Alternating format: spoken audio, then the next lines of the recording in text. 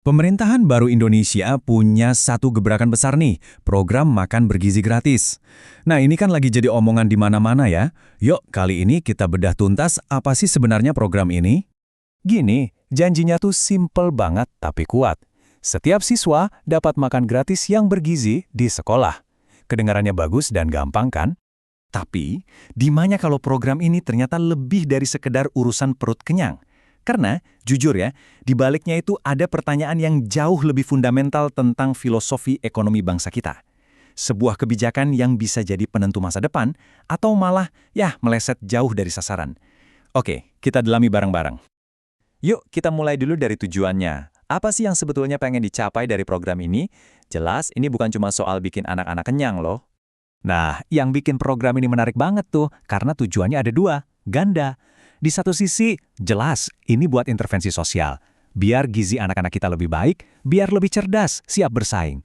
Tapi di sisi lain, ini juga dirancang sebagai strategi ekonomi. Coba bayangin, ini bisa loh menggerakkan roda ekonomi dari level paling bawah.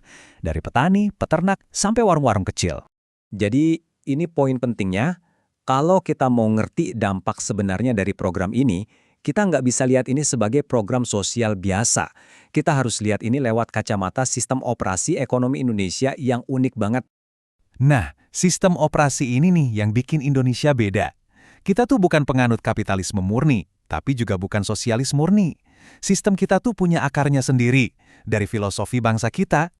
Dan inilah dia, Sistem Ekonomi Pancasila, atau SEP. Gampangnya gini, SEP itu nyari titik tengah.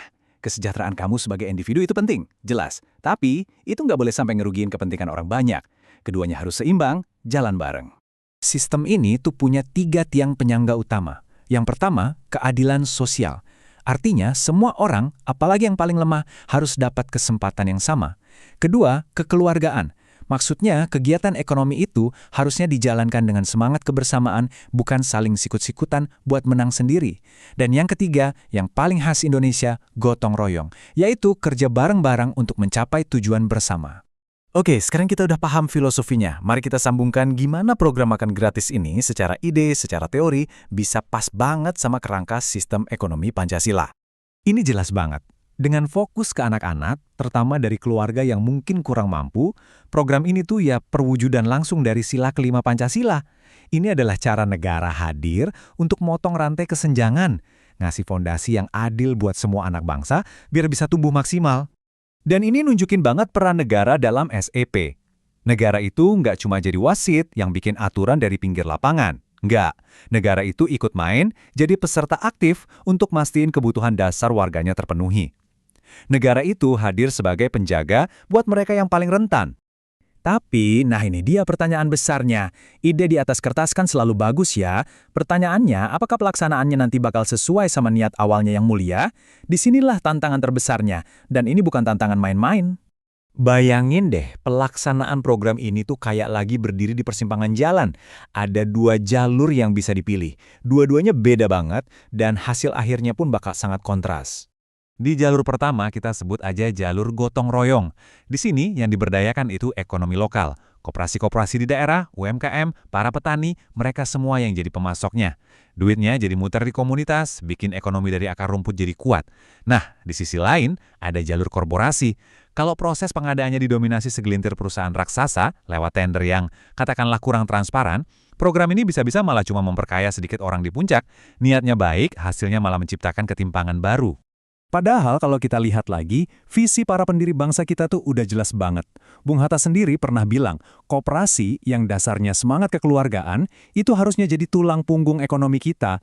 Jadi ini bukan ide baru, ini justru pengingat tentang fondasi yang kita cita-citakan sejak awal.